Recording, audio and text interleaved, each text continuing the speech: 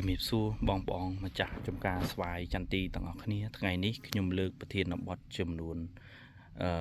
ពីរធំពាក់ព័ន្ធទៅនឹងការតាក់តែងមែកបាទខ្ញុំនិយាយអំពីការរបៀបតែងមែកខ្នែតបែបណាហើយ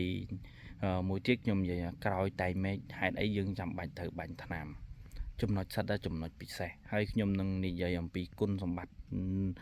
មួយចំនួនដែលពាក់ព័ន្ធទៅនឹងការតែងមែកនេះឲ្យជូនបងប្អូនទាំងអស់គ្នាអញ្ចឹងមុនចូលដល់ប្រធានបទខាងលើនេះសម្រាប់បងប្អូនដែលគាត់កំពុងតែដាំកូនចន្ទីទូចត្រូវការបាទជីថ្នាំដើម្បីឲ្យវាលូតលាស់បានល្អបាទគឺយើងមានលក់ត្រឹម6-70000អីទេបាទ6-70000បាទហើយចំពោះមួយទៀតសម្រាប់បងប្អូនដែលគាត់មានតម្រូវការទៅលើផ្ដល់ប្រឹក្សាបច្ចេកទេសបាទអាចតាក់ទងតាមលេខ Telegram គឺមានប្រព័ន្ធ097 624 25 15 ចំពោះលេខ Smart វិញបាទបងប្អូនអាចតាក់ទងមកគឺ069 24 25 11សម្រាប់ការបងប្អូនដែលគាត់បានស្ដាប់ Channel YouTube របស់យើងខ្ញុំជួយ Subscribe Channel YouTube របស់យើងខ្ញុំម្នាក់មួយផងបាទហើយមួយវិញទៀតបងប្អូនដែលគាត់ចង់ពាក់ព័ន្ធទៅនឹងកត្តាមានសំណួរសួរពាក់ព័ន្ធទៅនឹងដំណាំចន្ទីអាចcomment នៅខាងក្រោមបាទគឺយើងខ្ញុំមានហើយចំពោះមួយទៀតសម្រាប់បងប្អូនថ្ងៃនេះគឺចូលដល់ប្រធានបទយើងវិញគឺ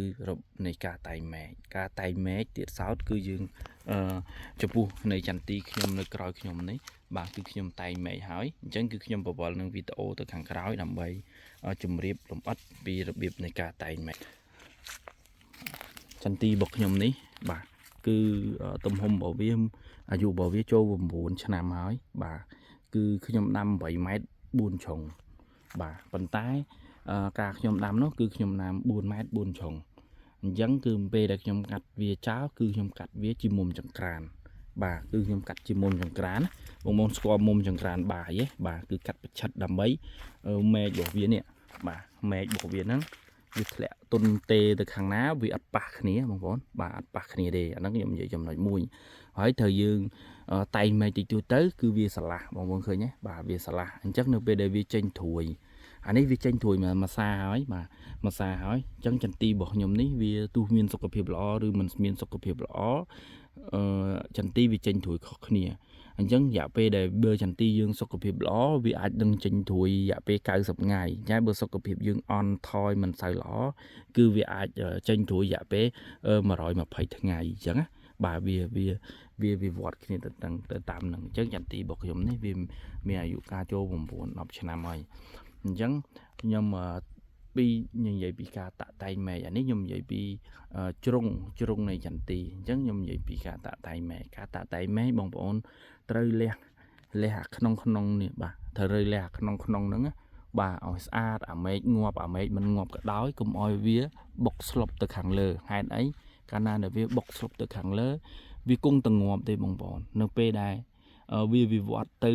ចេញត្រួយមួយសារទៀតអញ្ចឹងអាត្រួយក្នុងដែលវាអត់ត្រូវស្រូបពន្លឺព្រះអាទិត្យណាអញ្ចឹងគឺវានឹងងាប់ដោយខ្លួនឯងបាទកាលណាដែលងាប់ដោយខ្លួនឯងផ្លែទុំនៅខាងលើហ្នឹងណា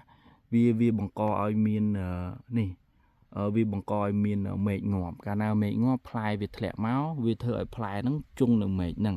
អញ្ចឹងបងប្អូនគាត់នឹងធ្លាប់ជួបប្រទះហើយមែនទេបាទឃើញផ្លែជង់ជាប់នៅមែកហ្នឹងកាលណាដែលវាជាប់នៅមែកហ្នឹងអញ្ចឹងវាបណ្ដាលឲ្យចន្ទីបងប្អូនទៅនៅលើហ្នឹងយើ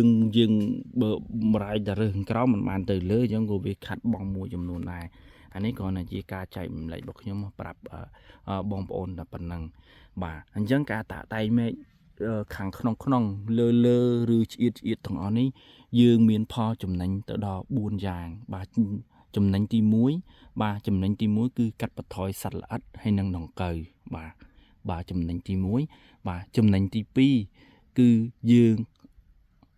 អត់មានអាពួកងាប់ហ្នឹងនៅពេលដែលវាត្រូវភ្លៀងវាអាចបង្កើតទៅជាពពួកផ្សិតឬក៏ពពួកពងសត្វល្អិតនៅក្នុងហ្នឹងបាទហ្នឹងគុណសម្បត្តិទី2ទី3គឺនៅពេលផ្លែទុំមកធ្លាក់មកគឺវាមិនទើ បាទអានតិចហ្នឹងវាធ្វើឲ្យយើងមានគុណវិបត្តិបាទអញ្ចឹងគួរតែកាត់ចោលចំណុចទី4បាទនៅពេលដែលយើងកាត់មែកស្រឡះអស់អញ្ចេះគឺខ្យល់បាទខ្យល់វាវាយវាស្រឡះវាបក់ចេញបក់ចូលវាធ្វើឲ្យចន្ទទីរបស់យើងនឹងមានខ្យល់បរិសុទ្ធល្អគ្រប់គ្រាន់ឬក៏សត្វល្អិតនៅត្រង់ណាក៏វាបក់កុំឲ្យសត្វល្អិតទុំកកំណើតពងឬក៏ភ្លៀងមកវាជួយឲ្យខ្យល់មកស្ងួត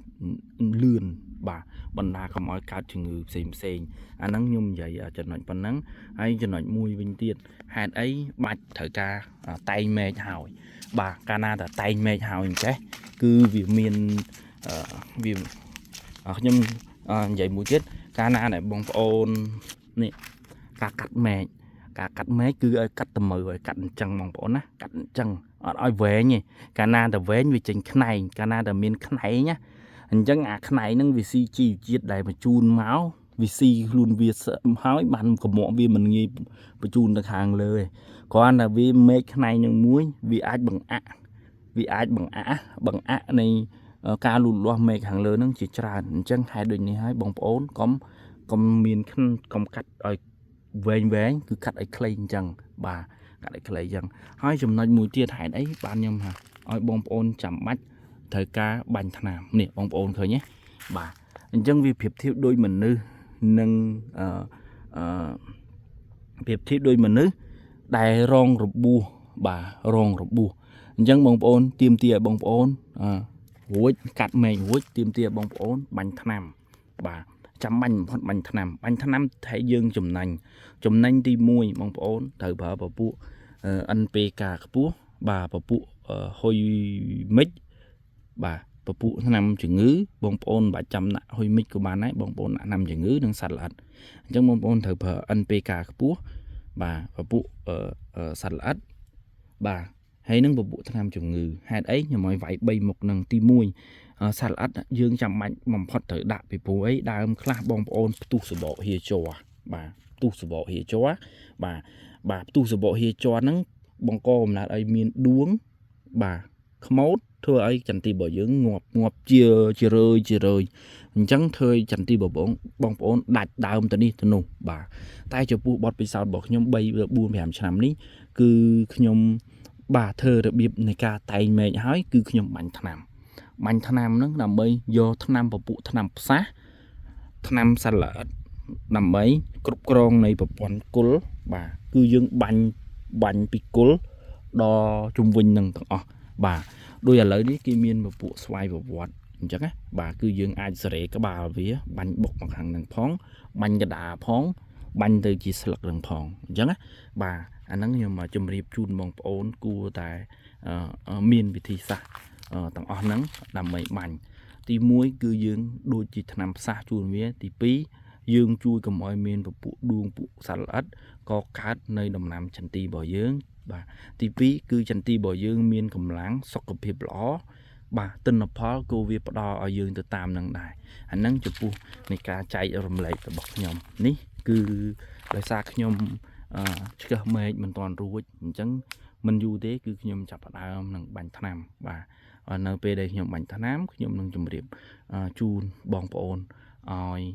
ទស្សនាម្ដងទៀតអញ្ចឹងប៉ុណ្នេះគឺខ្ញុំសូមអរគុណ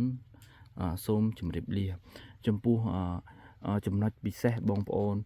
នៅពេលដែលចន្ទីរបស់យើងវាចេញត្រួយឬមិនទាន់ចេញត្រួយ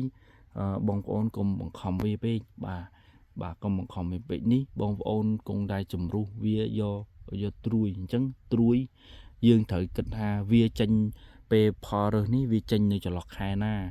អញ្ចឹងឧទាហរណ៍ខែ6ឬខែ5អញ្ចឹងបងប្អូនរាប់ទៅខែ5បាទពីច្រើនអ្នកខ្លះចាប់ផ្ដើមរើសចាប់ផ្ដើមចេញសុខភាពខ្លះចន្ទីខ្លះល្អអាចចេញនៅក្នុងខែ5បាទយើងគាត់ចុងខែ5ឬខែ5ហ្នឹងខែ6យើងរាប់ទៅ30ថ្ងៃខែ7 60ថ្ងៃយើងអាចខែ8ចេញឬខែ9ពាក់កណ្ដាលខែ9វាអាចចេញមួយសារទៀតអញ្ចឹងការចេញមួយសារទៀតនេះវាចំពេលដែលបងប្អូនមួយចំនួនជំរុះពេលណាដែលវានឹងគិតចេញវាយើងជំរុះវាចាប់ផ្ដើម stress stress ទី1គឺ stress កាំង stress ទី2អាច stress ចេញមកផ្កា